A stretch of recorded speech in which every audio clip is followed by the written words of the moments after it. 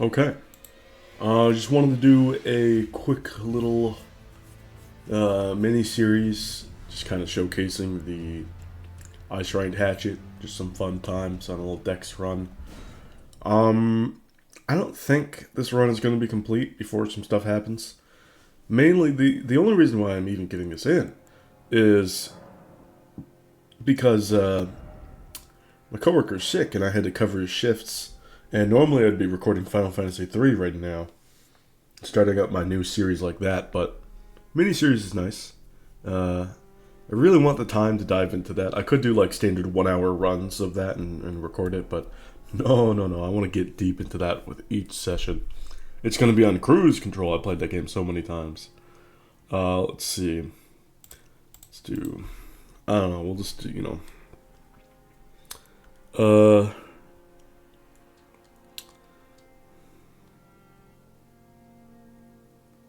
I don't know.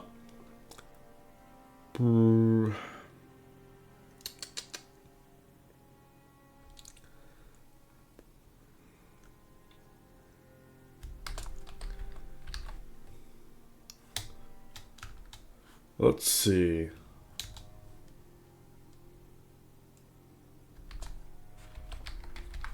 Schratz. I don't know. I thought of Icerind, and then from Icerind I thought of cold cheese, and from cold cheese I got shredded mozzarella. So Schratz. Yeah, that's fine. Keepsake. What do we got? Golden Seed, always. Detailed appearance, load fave. Let's just load this character in. Whoa, that's a different one. That's not who I wanted. Okay, here we go. Let's put some clothes on you. Even though they don't look very good. Yeah, this is normally my death sorcery character. So, I don't know, maybe I should make some adjustments. You can tell she's got like the goldenish eyes, but with the death sorcery kind of blue, white, black hair. That sort of style. Maybe I'll make some simple aesthetic changes. No, I'm not going to. Yeah, I will. I can just change the hair like really easily. So, hair. Let's just change the style of the hair. Sure. Hair color is generally just okay, but we'll get rid of all the root darkness. Cool.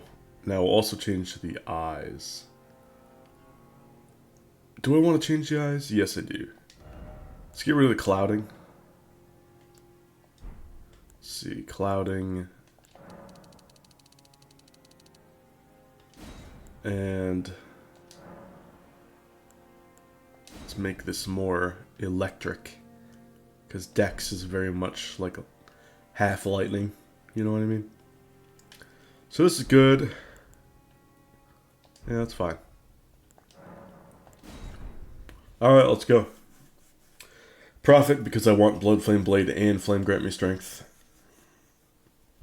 Gonna be running that with the Godskin Peeler eventually, but I don't even know if the run is gonna go that far.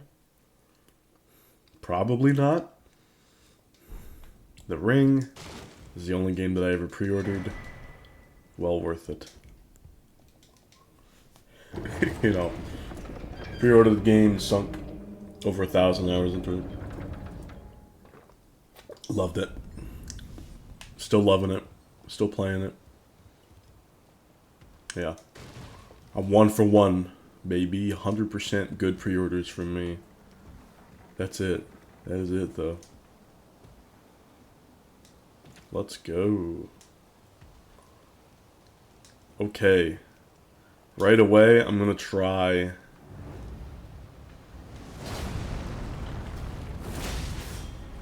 I'm gonna try. Fuck me, dude. It's over. So, you get an interesting dex weapon from that guy that I kind of wanted, but it's more of an Icerind thing than otherwise. I'll get him eventually. If, well, if the mini-series gets that far. Let's get rid of this. Put it there. Let's keep going.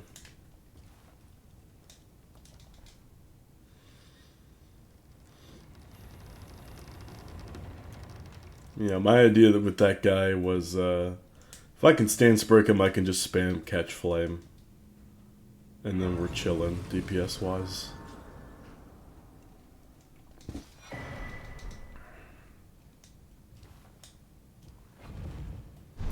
All my instincts are like, put your lantern on. Put your lantern on. It's like, I don't have it yet. Subconscious muscle memory. Do not have it yet. Here we are. Let's grab this just so that I can stop being annoying.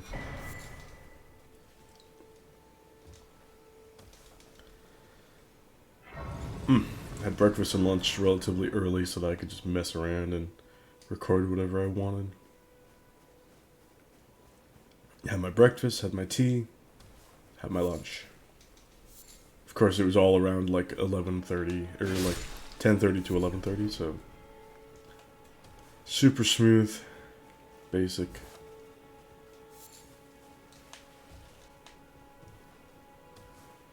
Shout out to like, oh man, it's been a while since I was in high school, but shout out to like the high school kids that knew what was up, and they just had like more food so that they could have breakfast at a normal time and then have lunch at a normal time too, and then just do whatever they want during the lunch period. I never wisened up to that fucking strategy. Yeah, you always like woke up too early to be hungry for anything in a reasonable amount of time. Fucking sucked ass. I was just skipping breakfast, left, right, center. Was not good. Okay, so now we'll sell this, and we'll buy the crafting kit. He has some good armor that we can use, but I only want some parts of it. And not even, like, right now.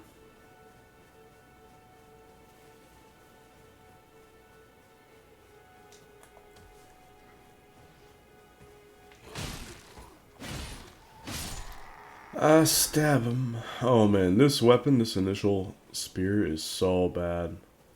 It's so bad that when I was doing my, like, quality playthrough shenanigans... Oh god, that was so bad. My friend was like, dude, you're using that spear.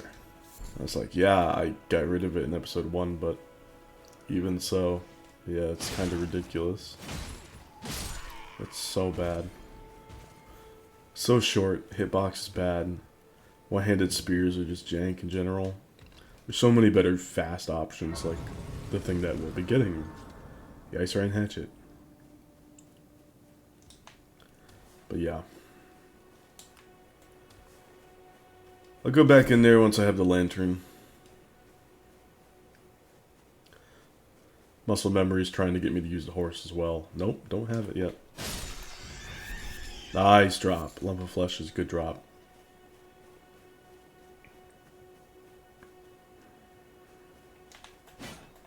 Holy shit.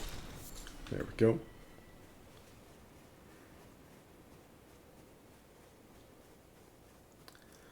I started a int run, just a pure int run on this character.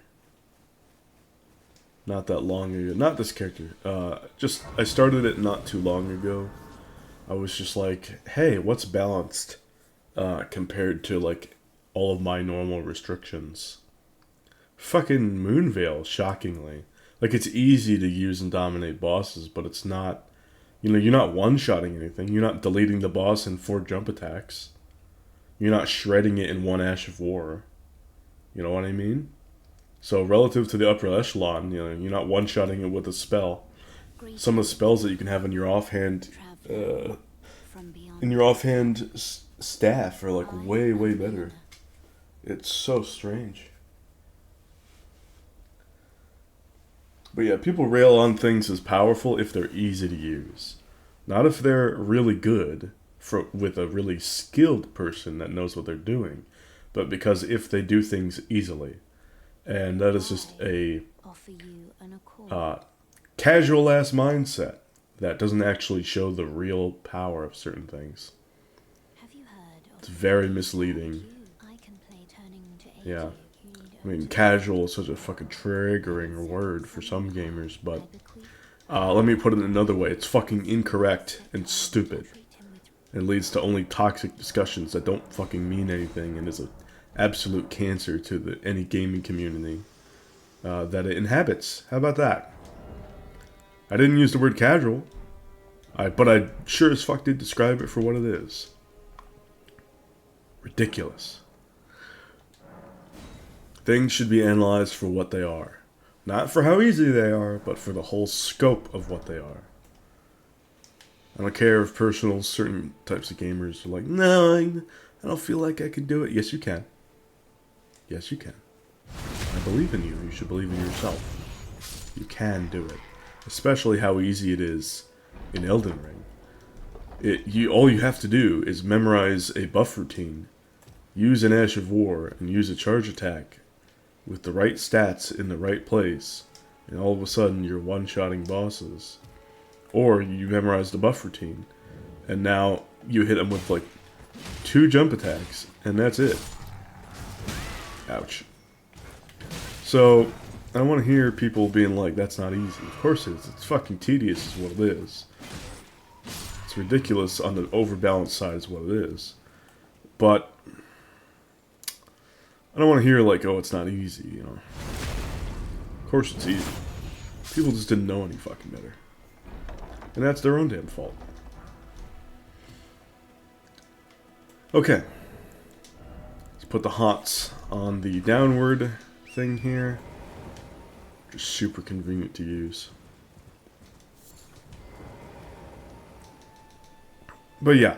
I made a members only video a while ago talking about a lot of Pokemon X and Y reviewers.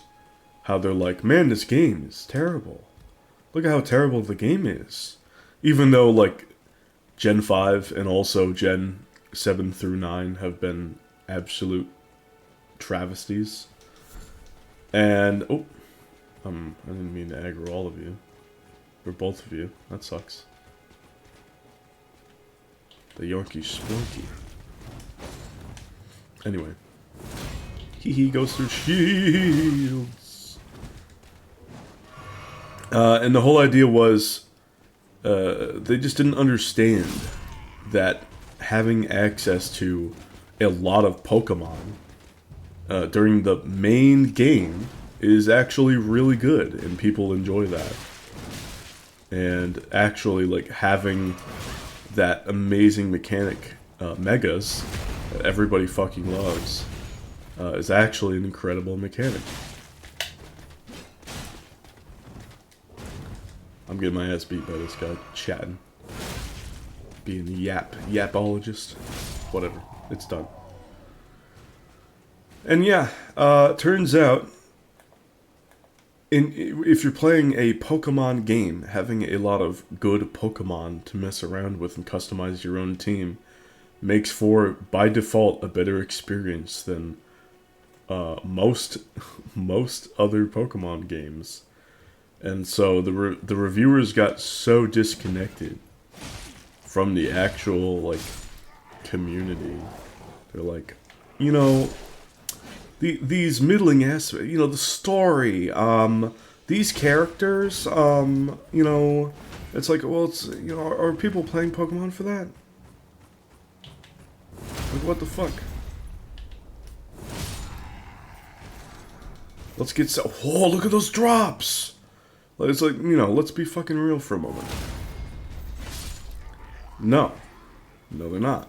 They are not playing Pokemon for that. They're playing for the general sense of adventure, but, like, copy-paste ass adventures are copy-paste. And they haven't been terribly interesting, even in the ones that are generally just loved by people my age, like the Hoenn and Sinnoh regions of Gen 3 and Gen 4.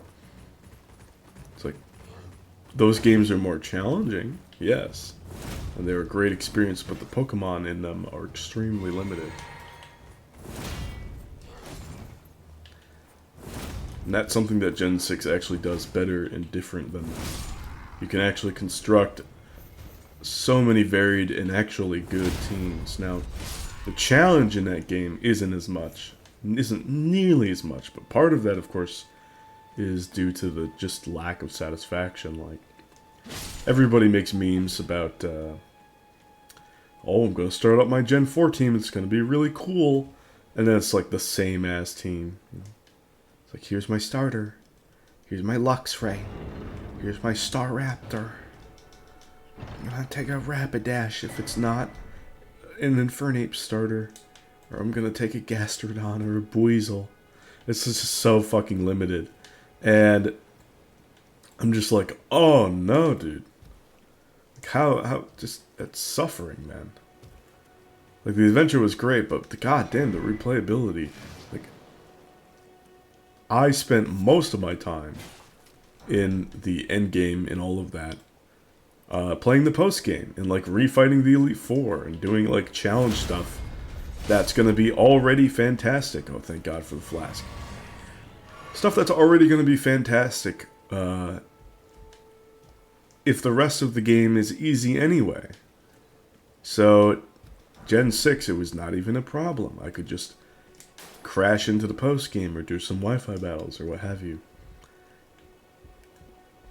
But yeah, just fighting at the Battle Maison or whatever, and refighting the Elite Four and Diantha and all that.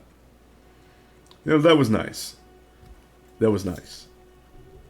Because I really wanted just obscene team variety, you know. Gotta catch 'em all. I'm sure you fucking heard of it. Can't really catch much in some of these other ones. Nope, no, no. No, no, no. So it's a bit of a situation. It's a bit of an issue. And it's kind of the flip side of what a lot of Elden Ring players tend to say. Tend to really experience. A lot of the Elden Ring, yeah, I'm going to say casual. A lot of the Elden Ring casuals, they will say, you know, this is so easy, this is so good, because it's like, oh my god, the justification is always like, look, I'm doing it. It's easy. I'm doing it. And the reality is, you look at the amount of attempts that they took, the skill in the attempt, and it's like, oh, well, this boss took you like 50 million tries. It's like, yeah, you technically did it, but let's be real for a moment. It's silly. Silly that you took a million attempts for that. You know? And the only reason why they didn't burn out and stop trying is because A, Souls games kind of have this reputation where it makes you look bad if you quit. But B, game hard, right? So it has the other reputation of being super challenging. And a lot of casual gamers will default to the same old basic, simple, low-tier gear and claim it's, oh my god, it's the best of the best. Look at this. It's taking me to the end. I beat the game with this. I did it. And meanwhile, the game is designed for you to be able to beat the game with pretty much everything. If you're good enough. Or if you use enough attempts. And so they're like, I did it. Yay, look at me, I did it. And I see the amount of attempts, I compare it to like a normal person or a returning Souls vet like me. And I'm just like, you know, that doesn't mean much about the state of the weapon. The actual state of the game balance. It's not any form of real argumentation. It's not a real point in terms of analysis. It's just me. I did it. I did it. Look. Me. I found something that neuron activated and it worked for me. It worked for you, but like, how much time did you put into it? How much like game hard stopped your experimentation, stopped your skill in its tracks, instead of being like, maybe I could get better, which the answer isn't maybe, it's of course you could get better. And sometimes getting better is just picking better options and then testing them out and incorporating them into a proper build and a good setup. And so we have a lot of people that are really confused about the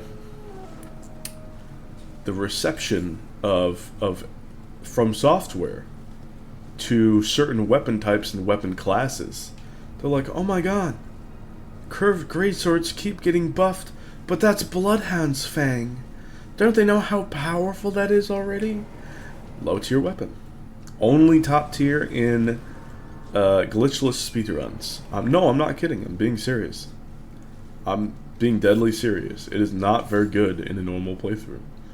Anything that, regardless of high damage, if it has a moveset in the Ash of War that takes you away from the boss but does high stance damage and bleed, is just in conflict with itself.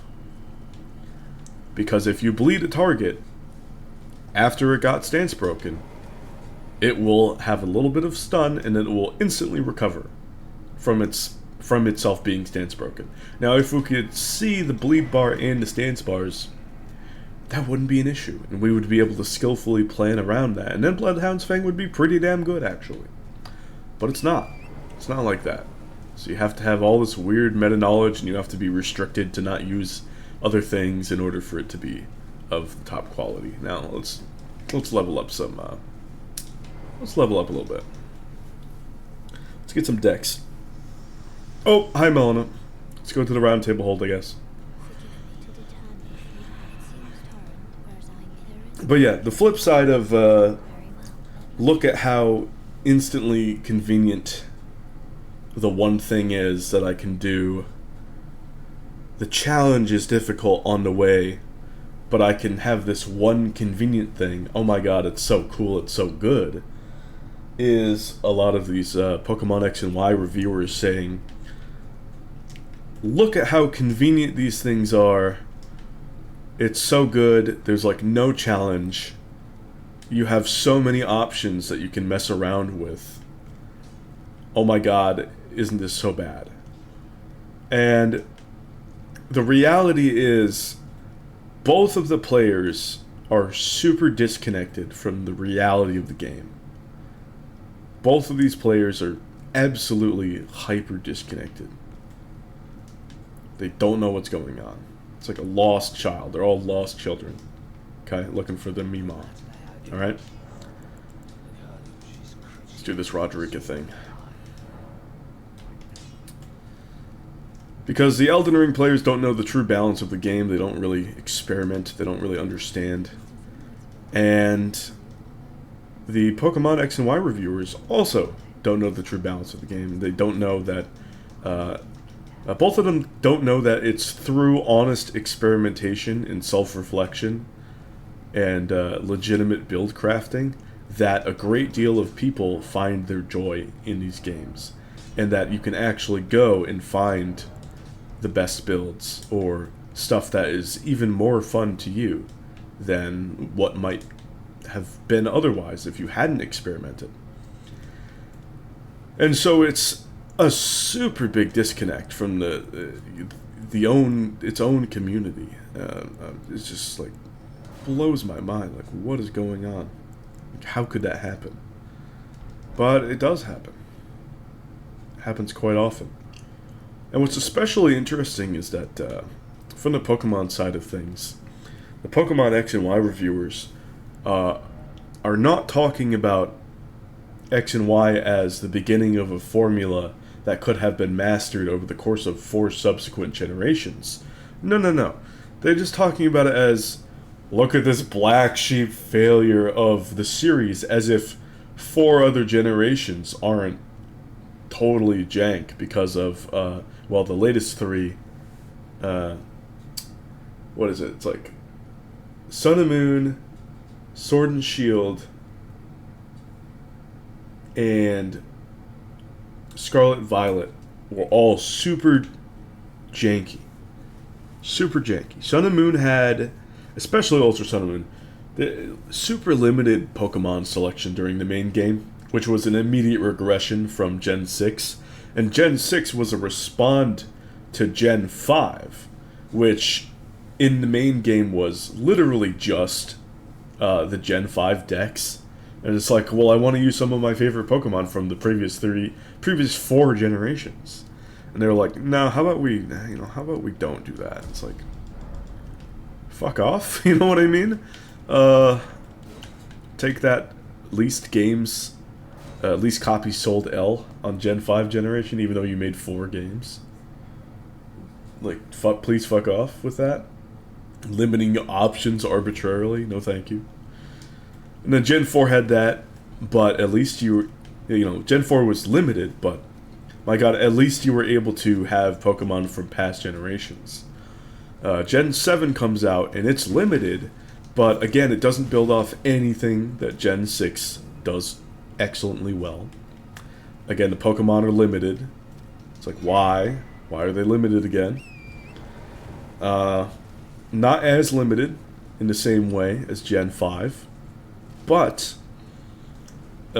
specifically, they took inspiration from like a Hawaiian stereotype and just had a ton of Pokemon be super slow. Because it's like, look, aren't the people here like easygoing and stuff? And it's like, can you fuck off? Like, people don't want to use mainly just a lot of slow ass Pokemon. People want to use like big ass speedsters, because ultimately, once you have the national dex, and once you actually going to go on the gotta catch 'em all proper experience, all these middling ass slow ass Pokemon are going to be horrendously outsped most of the time. People are going to absolutely see through a Trick Room team and just use their own bulky slow Pokemon to their own benefit most of the time, in that case. And so this is so weird. Like, what is going on with the Gen 7 design? Never mind all of the hand-holdiness. Never mind like the strangeness of the actual like adventure. And the Ultra Beasts were fucking cool. Okay, I'll give them that. I like that. But my god, no building off of Gen 6. Holy shit. What a disgrace. I just, like, that was literally it. It's like, they didn't build off Gen 6 and the goodness that it did have. Alright, I'm just gonna, I guess this is where I stopped playing Pokemon. And I never went back. And then, Gen 8. Just disaster. Buggy mess. Not interesting. Same thing with Gen 9, but even worse. Even worse. It's like, what the fuck is that? You know what I mean? And then they got rid of the national dex as well. So you're just super, super limited. And then they're going to do DLC cash grabs, which they've already done plenty of, but they're still fucking doing it. Here's the lantern. Let's sell some stuff. Ooh, do I have enough runes? I don't. That sucks, dude. I shouldn't have leveled up. Let's refight some of those dudes up above and see if I can't get some runes for the lantern. Ooh, here's some. That's actually enough. Easy. Easy and excellent.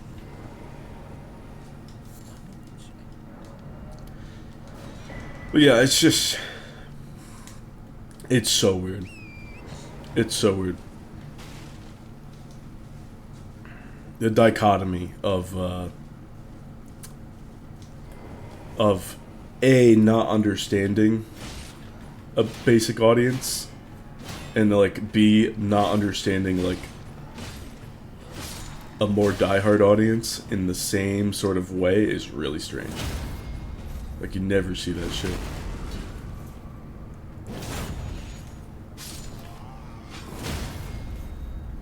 Damn, I'm feeling Thrust putting in some work. Like, I'm not even supposed to be using this weapon. Yoink. Ooh. Yeah, let's go. Alright. Let's go get the more decent weapon. Let's run up proper.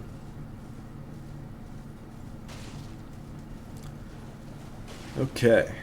I'm gonna have to do some haunts riding extraordinaire, but it should be fine. Pardon me. Excuse me. All I really want to do is head over to Temple Quarter. That should be it, if I recall correctly.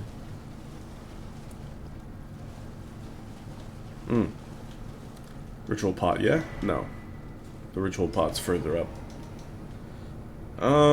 Yeah, I'll use ritual pots on this character, right? For the lightning pots, eventually. I'll actually do last gear proper in the future. Oh no, here's the ritual pot right here. Yoink. Very cool. Now we can keep heading out towards Temple Quarter, wherever that may be.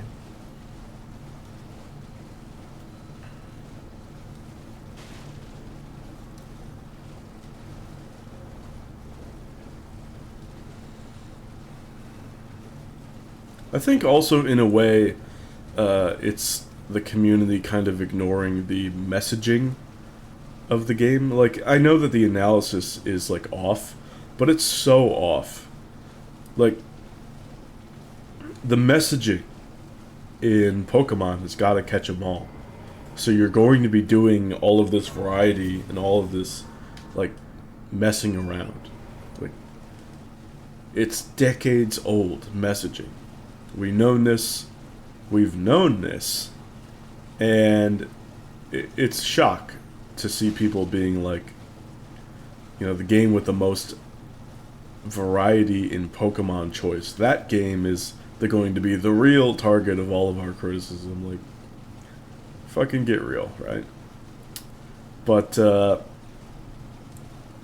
in Souls games, it's like, the reputation is, this game is really hard.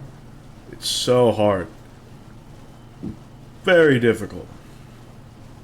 And so you would think that would immediately cause people to experiment and try to find things that are just extremely good. Like, oh, what's on the top tier? Like, let's figure it out. Let's do the testing. Let's be methodical, because a lot of detail, a lot of difficult details being put into these games. And yet, no, neither of these things. And, you know, it's not all the community. It's like a limited aspect, which is fantastic.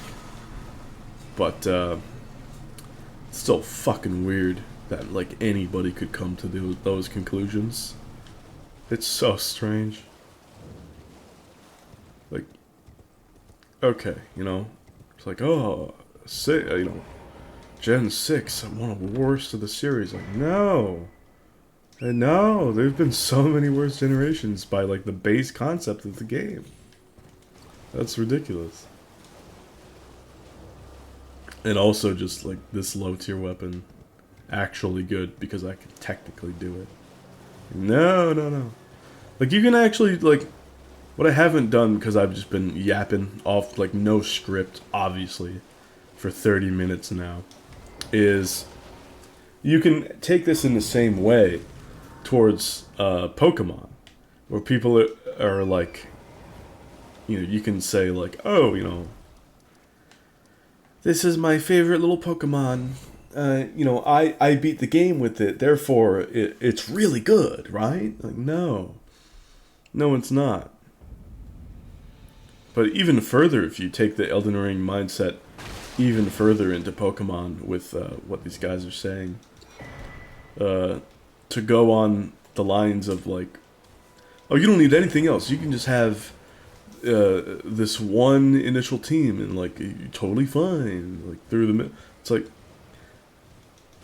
that's not the reputation towards like a lot of gamers that these games have. Oh.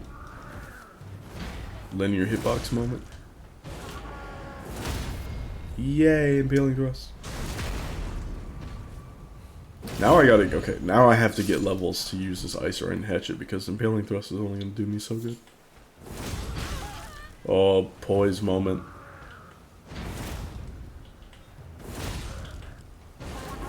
Nope, you're getting stance broken. Alright.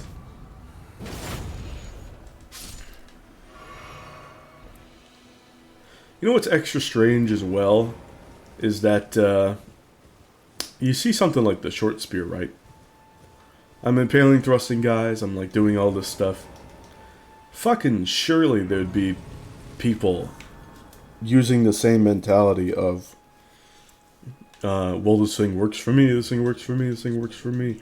It must be so OP. It must be so OP. For this, but they don't. They don't do it. That's because there are some subconscious bits of analysis that people do, yet inconsistently, for these options, like the Bloodhound's Fang and stuff, or the Uchi Katana. They're like, oh, it must be the best. Must be so insanely OP. No. It's like, okay, well, why isn't this other thing so insanely OP then? Why isn't everybody talking about that? Or this, or this, or this, or this other million other thing? And I really just want to say it because the Bloodhound Fang activates people's neurons. It makes them feel good, it looks cool. That's it. That's all there is to it. That's all there is to it. But that doesn't mean it is good.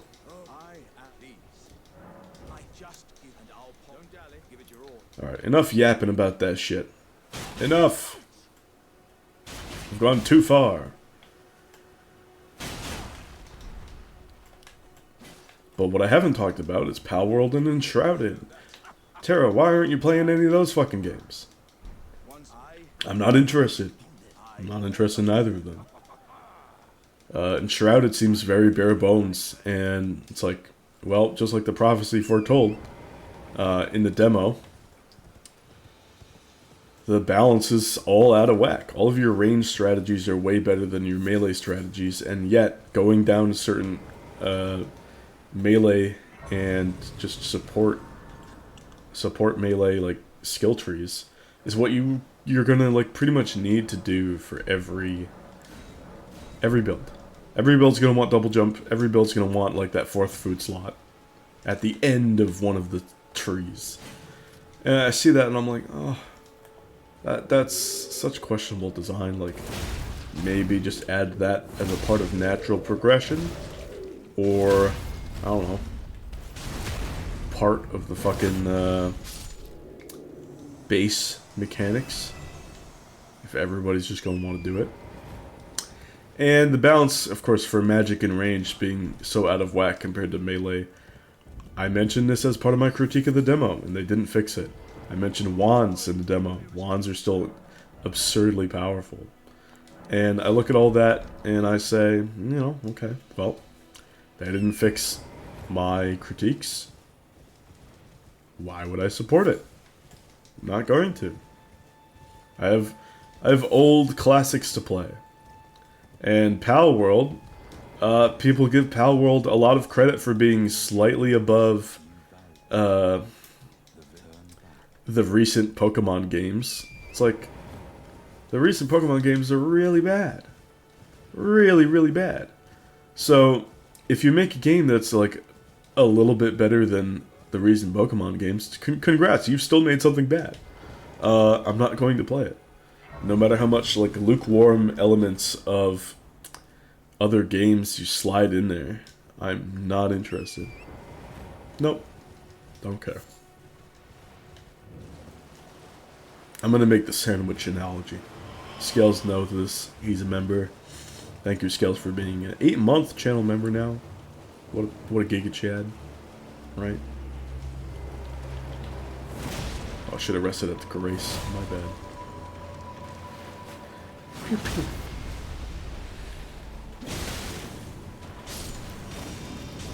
Oh, I gotta back up. Yoink.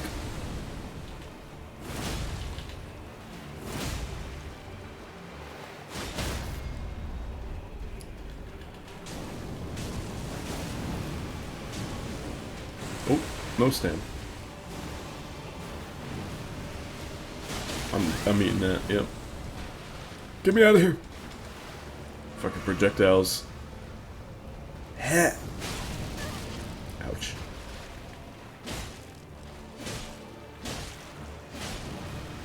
Sir.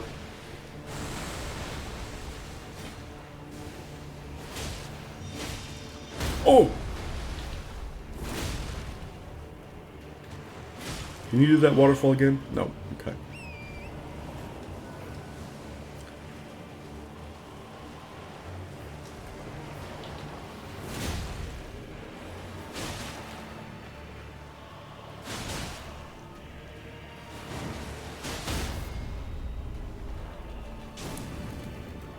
Oh no, no mana.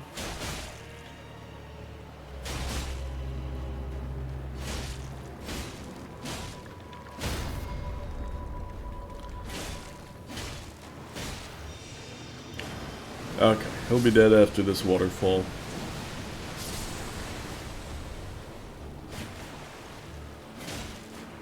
Cool.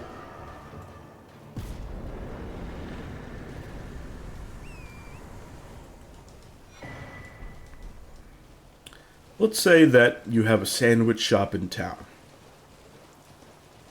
And Scales knows exactly where the fuck I'm going with this. It's a very popular sandwich shop. People love the sandwiches from there normally. They have a new sandwich, and everybody is going ballistic for it. All your friends, family. Not even that, but people that you know online.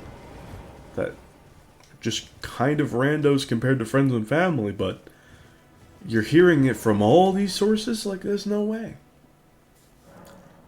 This might be a sandwich worth trying. And so you talk to everybody, and you hear their reviews on the sandwich. Well, somebody says, man, this sandwich, 10 out of 10 sandwich, I love playing it, god damn it. I love eating it, top to finish. It's an incredible experience. Amazing sandwich. And then you get into the details of why they like what they liked about it. Well, I didn't really like the tomatoes too much. The sauce was okay. The meat was good. But the bread is to die for. I don't know what they did with this one, but the bread is the best goddamn bread I've ever had in my life. You have to have it, even just for the bread alone. 10 out of 10. It's like, oh shit, okay. Oh, keep that in mind. Let me talk to more people though. Okay. Next person you talk to. Oh my god, I'm telling you, this is a 10 out of 10 experience. I'm telling you, the sauce, I've never had a sauce like it. I just wanted to take a jar of it home. It's the best goddamn sauce I've ever had on a sandwich. It made it. It can make everything good. You know, the meat was alright. The bread was okay. The veg, toppings on it, otherwise, yeah, it was, I could do without it. But, for the sauce alone, holy shit, you have to have it. 10 out of 10. You need to try that. Oh, okay. Things are looking kind of interesting. Odd discrepancies, but everybody has their own taste. That's fair. You talk to a third person. This person says, holy shit. The meat on this sandwich is delectable. I mean, the juices, the flavor. You could just have this on a plate. Just thick cut, delicious. And then the other meats, the cold cuts, thin as you like. You could practically see through them. Excellent flavor and a fantastic cure on it. I wish I could just have it as is. The bread's okay. You know. The sauce, I could do without the vegetables. They're okay. But, oh my god, you have to try it for the meat alone. It's a 10 out of 10 experience just for the meat. You can kind of see where I'm going with this, right? Like, the next person's like, oh my god, the veg is to die for, but... and so on and so forth. So you're like, you know what, fuck this shit. I'm gonna try this goddamn sandwich. It's time. So you go there, you wait in line, you pay your money, you have the full experience of eating it, top to bottom, and the result is the bread is mid, the sauce is mid, the meat is mid, the veggies are mid. Turns out the whole fucking sandwich was mid, and that everybody just has their own weird little biases as humans do. And we just go into this without separating our biases from reviews and just like explaining why certain things are nostalgic to you or that you feel are exceptional in order to really give a proper experience and a good review for most people. Even like sauce enjoyers. It's like, okay, you know, if I'm getting if I'm getting the sandwich just for the sauce, what kind of sauce is it? How does it compare? You can't just say that sauce good, 10 out of 10, purchase sandwich, and expect people to give a fuck at the end of the day if they're really looking into it. Because if you've eaten a lot of sandwiches, you know that, you know, people don't always have the best taste. Or even the taste that can match up to your taste. Despite how their reviews and recommendations might seem. And so this is an interesting thing. Well, people that are giving 10 out of 10 reviews for a game that's either just a bunch of ideas all cobbled up together or like they only enjoy parts of it, they're not really giving a proper 10 out of 10 review. The reality is, if they only like a fraction of the game, and they say it's 10 out of 10 because of that, the game's really only maybe a 5 out of 10 from their perspective. Even though they're having an amazing time, they're only having an amazing time with maybe half of the game. Half of the sandwich, what have you. And so we have to look at it with a sense of skepticism. Okay? We have to think, really? You just like it for the sauce? And you're giving it a fucking 10 out of 10? So the rest of it's not very good and you're still giving it a 10 out of 10? Have you had sandwiches where everything in it are good? Because I fucking have. I sure as hell have. And I sure as hell have had games that I've enjoyed that are a huge conglomeration of a variety of things where every single element is incredible. And you know what? Those games are the real 10 out of 10 must-play experiences. Now, palworld, a little different. The people that have been recommending palworld, including some of my friends, have been saying basically the equivalent of, it is a sandwich. Look, there are things on the sandwich. I have eyes. I can see that oh my god, it's like Pokemon, but there's survival crafting elements and you can build. That doesn't make it automatically good. You're just saying it's a game with these properties. I can read. I can see. I know that. That doesn't really mean shit to me. It doesn't really mean shit in general to affect the quality of the game. Like, what the fuck is going on here? It's like, that doesn't mean anything. You've basically said this sandwich is a 10 out of 10. Why? It has bread, sauce, veg, meat, maybe some tomatoes. Yeah, that's what it looks like in the fucking picture. I wouldn't expect it to be false advertising. Are the quality of these aspects any good? And the reality is, I don't fucking think so. Looks like mid-city to me. And, well, that's not pressuring Pokemon to do anything other than to make more mid. Which, I already don't like, considering my half-an-hour ramble fest about it. And so palworld's not for me. But what about Enshrouded? Why not play that? That looks pretty fucking fun. You got some dudes, really respectable dudes enjoying that. Menace, Scales. Proper Valheim bros enjoying that shit, right? True, they are. They are. But again, like I mentioned before, they did not fix anything I requested other than basic bugs that nobody would have liked. Like crashes that destroyed progression from the demo. So, again, I'm not incentivized to play that because I know it's early access, but you had that demo for a reason. What was the point?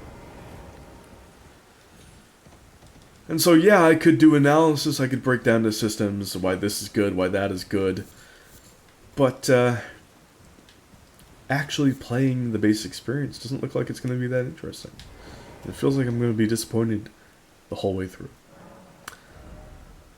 And so after however many years of sticking to all these games, Valheim, Elden Ring, playing all these games for years and years, I think I'm going to go back to a classic for the time being. Not just playing this, but like I said, I would play Final Fantasy III and I'd do a series on that. I used to play that once a year during the summer, every year, without fail. It used to be the summer game because I would just sit by the fan or by the AC, wherever I wanted, because it was on the DS, play the 3D remake. And it was the first game that I ever really got to the guide making and optimizing level, where I say, these people online don't know what the fuck they're talking about, I got the real info. And yet, even though I've known that information for years now, didn't have the resources nor the drive to really record it and share that info until now. So it'll be really fun. It'll be really cool. It'll be interesting showing a mostly action RPG audience how tactically interesting a turn-based can be. Even one made a while ago that doesn't have the name Baldur's Gate 3 on it. A lot of goods to be had, a lot of interesting analysis to be done, and a great time to be had gameplay-wise. Sure, the story is whatever compared to later in classic Final Fantasy games. Even the next edition, 4, totally outclasses it in terms of story, and, pretty much everything. But 3 still got a lot of charm, still got a lot of mechanical interesting aspects to it. So, I want to share it. It's got a good spot in my heart for being the first really good analytical guide type experience that I've had. And I want to share that knowledge to everybody because I know that there's a crowd out there and there's going to be some overlap that's going to be interested in with my own natural audience. So, with an audience for it and with my own interests in it, it's going to be fantastic. I'm going to breeze through it because I've played this game a million times, so it's not going to hold much of anything back. I'm going to be also enjoying some Valheim building in the meantime. It's going to be a lot of fun. I'm going to be gathering up mats on my deathless character with a lot of settings changed to be a lot more casual, like portal everything and 3 times resource rate, just to make things nice and easy and convenient on me for the gathering aspect. I mainly just want to gather my own mats off-world of the build servers that I want to go on. But Man, having a complete, proper, did it myself, no dev commands world that I permadeathed without really trying to? Oh my god. Now that just feels like total, proper satisfaction.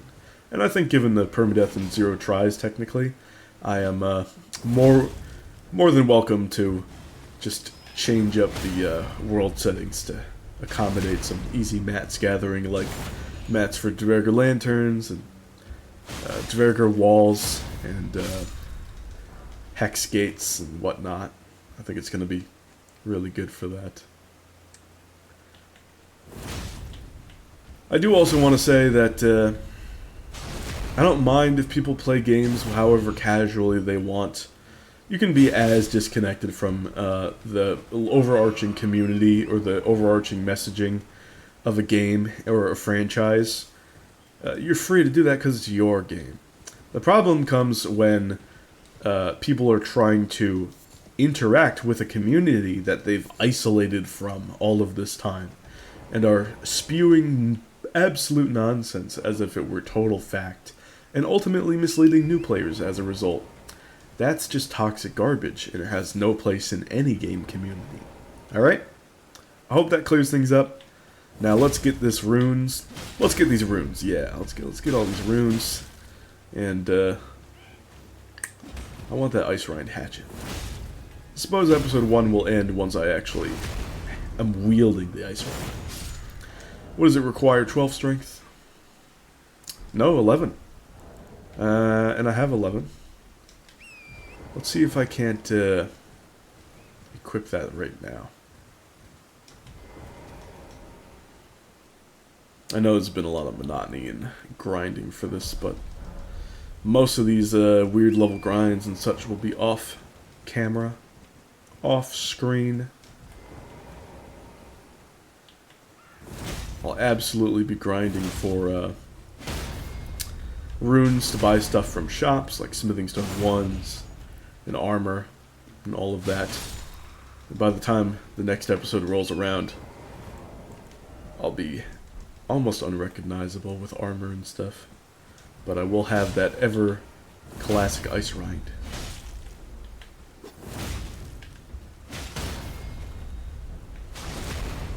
Yeah, I don't know. You can see how, like, this short spear, it's like, technically you can put in work with it, even though it's utterly outclassed, like, technically.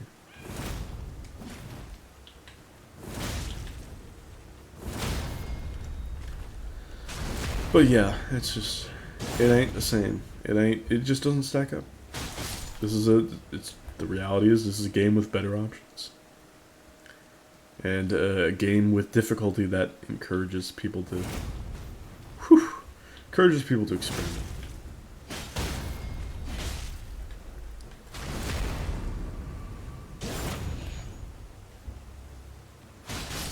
Alright. This should be good for proper leveling now. And then I'll be hatcheting it up. Oh yes.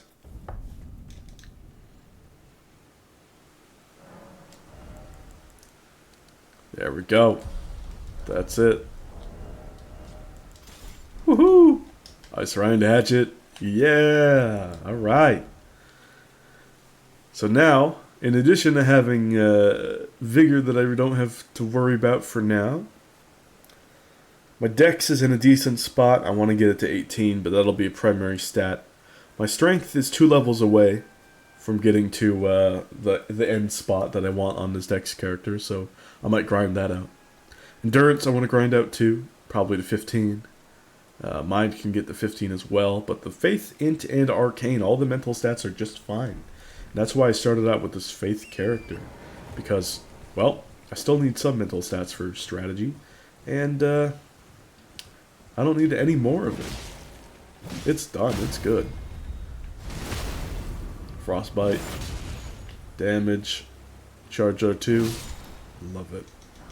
Absolutely love it. Ooh, leggings. Yeah. Now what's my defenses? 17? Much better than before. Let's do this again. Charge R2s. Again, get that damage in. And this time, regular moveset, even though he had some iframes. From the Haunts. Oh, I went over him. Running attack. Regular moveset. Ooh, Frostbite plus DPS. Get that damage in. And, well, once I have all of the buffs in order, even with all of my restrictions in place, I think you'll find me actually performing better with this weapon than the Bloodhound's Fang. Oh yes. It's gonna be a fun time. I can't wait. Getting that innate frostbite on this weapon already. So good. Anti-dragon properties as well. Love it. It's gonna be a great time. Alright. All set there. Just wanted to showcase the moveset a little bit at the end. But, put the lantern on. Take a look at my character already. Pretty sick, right? Love that. Alright. Thank you for watching and suffering through my yapology. I'll see you guys some other time. Bye.